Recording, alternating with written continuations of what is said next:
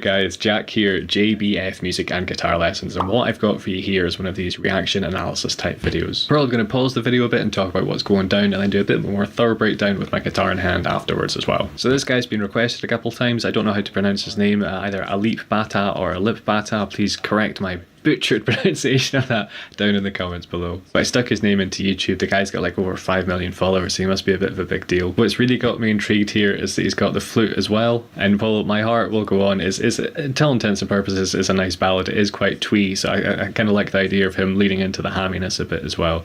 But yeah, let's dive into it. I'm really looking forward to this one. As a guitarist, I just kind of love learning new stuff about the guitar and like seeing people that are so much better than me. It's both inspirational and incredibly humbling at the same time.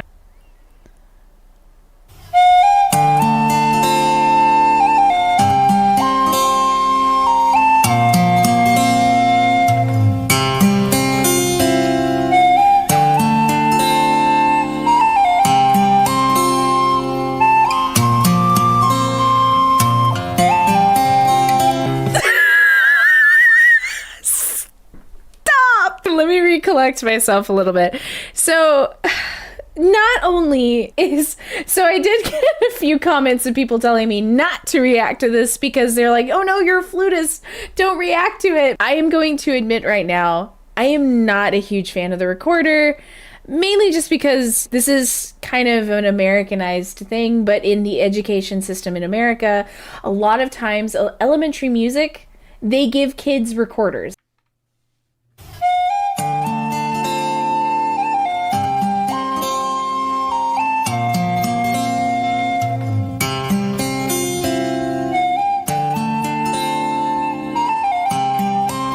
Oh. Okay, as loath as I am to pause this, because this is beautiful, beautiful guitar playing. He's done so many cool things. If I don't start to point them out, I will just forget.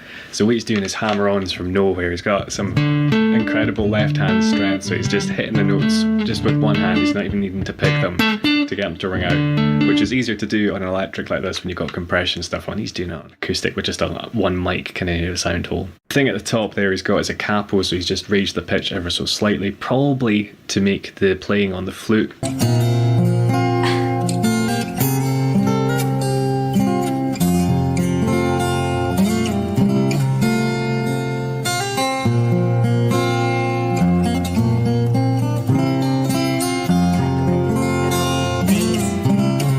easier, or recorder I should say, and he managed to get a really nice tone from it as well, which I wasn't expecting, because those can be a bit grating. There's another few really cool things he does. I'll say my piece then we'll get back to it. He was using his finger here to pull off to the open string. I can't remember what the chord was, I'll probably break it down, but instead of having to pick it or even like finger a note and then pull it off, he was just using his finger to play the open string.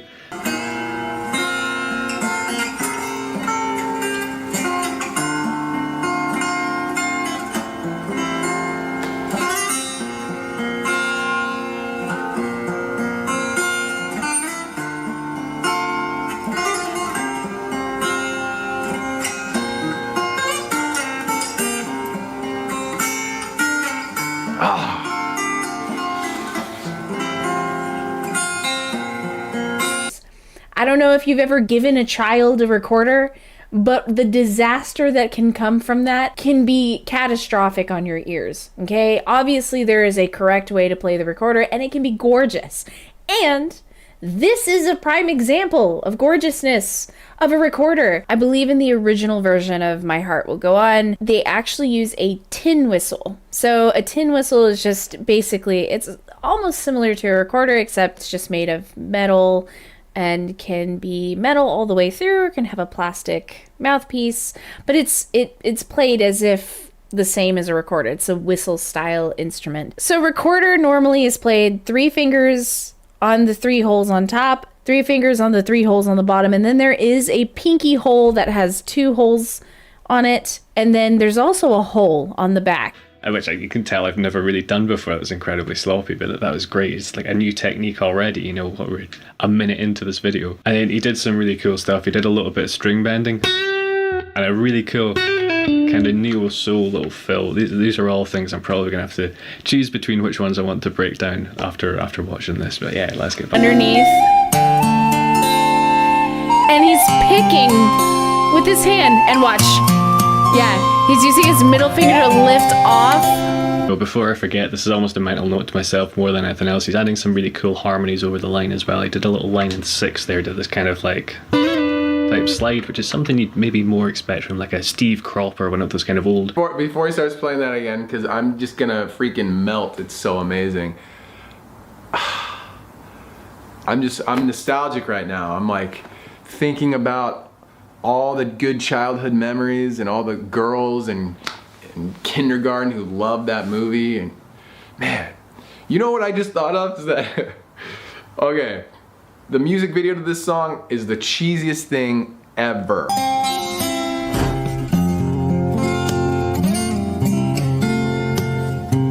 So we're getting a little pet snack as well. Great way of building the dynamic of a song. I don't know what I wasn't expecting any of this. I didn't know what to expect. The weird thing that I never saw before is that it looked like with one hand it was playing the melody, and with the other hand it almost sounded like it was singing the song. What's cool of what he's doing here is that he's using his first 4 fingers on his right hand to play the song. And what's incredible is that that's already backwards, because typically the left hand goes over the right, but his right hand is doing the playing. That makes my mind want to explode, because I can't imagine playing my flute this direction instead of this direction. So already, what? And then he uses his, I think, either ring finger or his middle finger to get the higher pitch. He lifts the recorder off of his thumb to raise to the octave or raise to a higher pitch.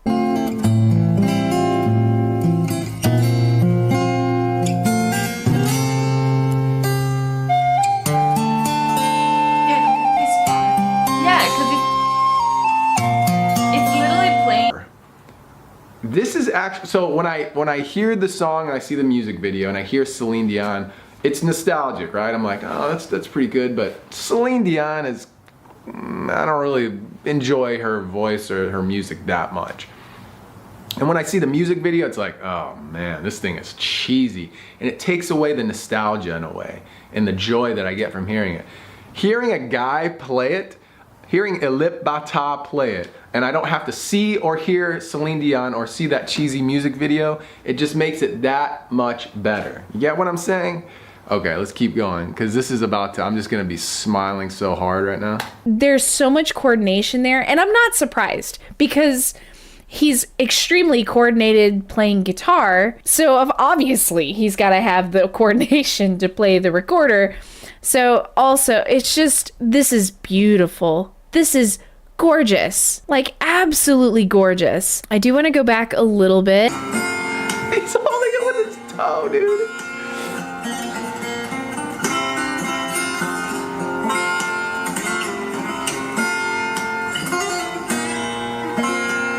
I like that little bend.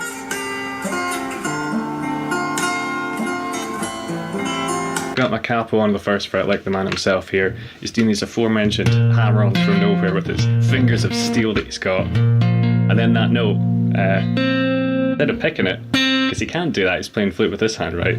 He's using this finger to flick the B string to get this note here. Genius bit of arrangement. See if I can get it. Almost, one more go. Third time's the charm. Right, so I probably edited lots of attempts of me feebly trying to do it out there.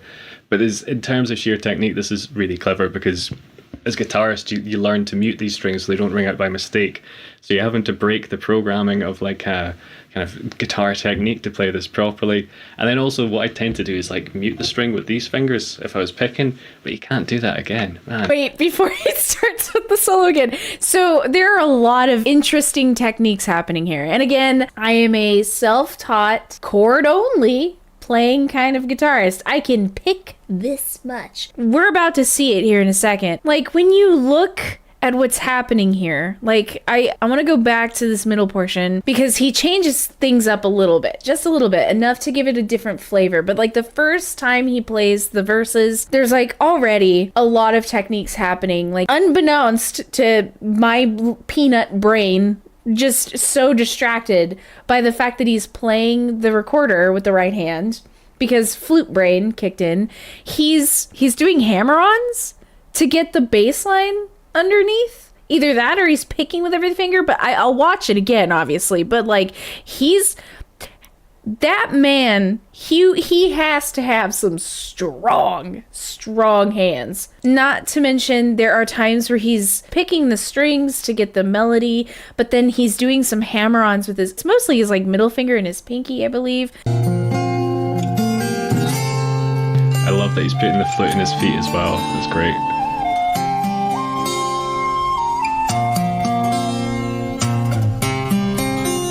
He's killing it with the vocal line in the second verse. The glisses that he's doing and just adding some coloring to the musical line. Like, we're just going to go back right here. It looks like this is actually in standard tuning based on the chords that I'm seeing him play, which is makes it that much harder to play. I notice he has really long fingernails for picking. It sounds way better than just picking skin on the string. When you actually have a nail plucking it, sounds 10 times better. But how OG, how gangster is it that he plays the recorder with one hand as he's playing guitar with the other all at one time, and then as he's still playing guitar, he takes it out of his mouth, the recorder, and puts it between his toes to hold it. That's incredible. Andy McKee does not do that. He doesn't put anything between his toes to hold as he's playing. Okay, I'm gonna say right now, Alip Ba Ta, best guitar player on YouTube.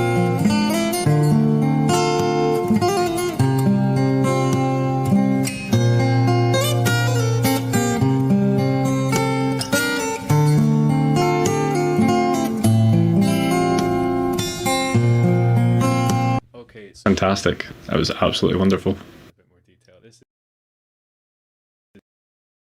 Okay, so I'm going to break down some of the stuff I already mentioned there in a bit more detail. This is totally outside my wheelhouse, as you can probably gather. I'm more of an electric, kind of a rock guy, but I just love when you can learn new stuff like this. So that trick that he did there, it's going to take me a while to get down, so you might have to bear with me while I'm going through it here.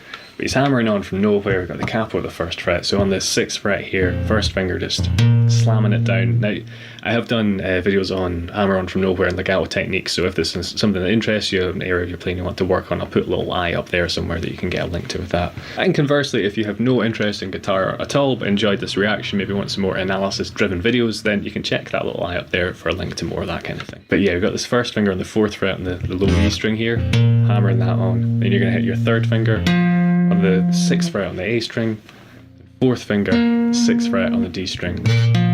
Because it was really following how the song goes when there's the voiceover, like when someone is singing the song. So it really looked like he was singing the song with the other hand, which was really cool. You know how sometimes you just play the melody that is underneath? Instead, in this case, it was really playing the whole song.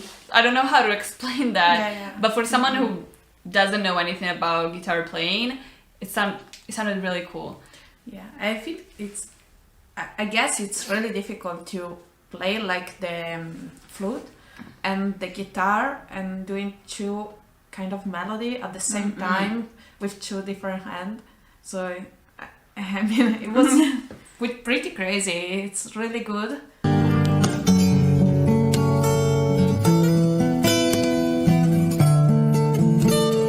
So by moving the capo up, he's moved the pitch of everything higher, so it gives the song an extra lift for the kind of final time through, which I think was what we're getting here. But the fact that he is so slick with moving the capo up, just so we get that typical, this is common in pop music, a lot of songs will go up a half step just to create intensity. And he did that. He didn't have to do that. I was wondering, I was like, is he gonna do that? And he did. His work is great. Like, he makes it look so easy too. Like, I want to talk about him as a musician, On my first reaction video of his, I read all the comments, and the fact that he's such a humble guy, that he still works as a forklift driver and like he lives a humble life, how he plays is so musically beautiful that you can tell like he still has a love for what he does. Okay, honestly, I have never seen anybody do that. You probably don't even know what I'm talking about right now. Well, let's go back, I'll show you. I'm actually shocked. I'm stunned at what he just did. Okay, once he puts down the recorder, watch his other hand. And he moves the blue thing. Did you see that? Did you see him move the blue thing? That's a capo.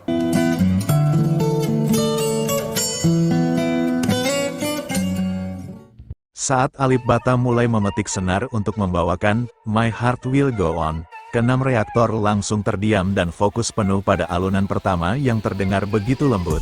Nada pembuka yang khas terasa mengalir perlahan, menghadirkan suasana haru sejak detik awal. Mereka tampak larut, seolah musik itu menarik emosi mereka masuk ke dalam ruang yang sunyi dan penuh perasaan. Semakin melodi berkembang, permainan gitar Alip Ba Ta terdengar semakin kaya dan berlapis. Ia mengolah nada-nada tinggi dengan sentuhan ringan, sementara bagian rendahnya tetap hangat dan stabil. Keenam reaktor mulai menunjukkan reaksi spontan. Ada yang mengangguk pelan, ada yang menarik napas panjang, merasakan kedalaman emosi yang disampaikan tanpa satu kata pun. Saat tema utama lagu muncul dengan jelas, suasana berubah menjadi semakin intim. Petikan gitar terdengar seperti suara yang sedang bernyanyi, menyampaikan kerinduan dan ketulusan dengan cara yang sangat halus. Keenam reaktor terlihat benar-benar tenggelam dalam alunan tersebut, membiarkan perasaan mereka dibawa jauh oleh setiap nada. Di bagian tengah lagu, Alip Ba Ta memainkan dinamika dengan sangat cermat. Ia tidak terburu-buru, memberi ruang pada setiap nada untuk bergema dan bernafas. Sentuhan vibrato yang lembut menambah kedalaman rasa, membuat keenam reaktor semakin tersentuh dan tak berkedip mengikuti pergerakan jarinya. Ketika melodi mulai naik menuju bagian emosional, intensitas permainan terasa semakin kuat namun tetap terkendali. Gitar akustik yang ia mainkan seolah berubah menjadi suara hati, menyampaikan emosi yang dalam dan jujur. Keenam reaktor tampak terhanyut, beberapa bahkan terlihat menahan ekspresi haru. Menjelang akhir lagu, tempo kembali melambat dengan sentuhan yang sangat lembut. Nada-nada penutup dimainkan dengan penuh kehati-hatian, seakan Alip Ba Ta ingin meninggalkan kesan yang bertahan lama. Suasana menjadi hening, dan keenam reaktor tetap diam, menikmati sisa resonansi yang menggantung di udara.